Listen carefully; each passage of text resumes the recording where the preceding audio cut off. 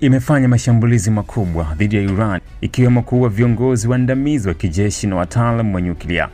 Mashambulizi haya yaliyojumuisha zaidi ya ndege 200 za kivita yalilenga vituo vya nyuklia na maeneo ya kijeshi na kusababisha vifo vya makamanda muhimu wa Irani.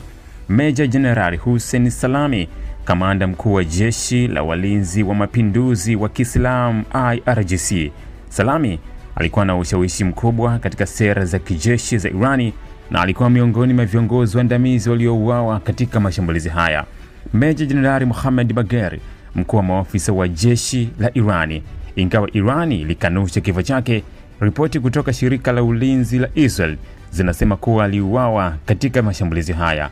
Meja Jenerali Gholam Ali Rashidi, kamanda wa makao makuu Katamal Anbiya, aliuawa pia na alikuwa miongoni mwa wakamanda waandamizi ambao wameuawa katika mashambulizi haya.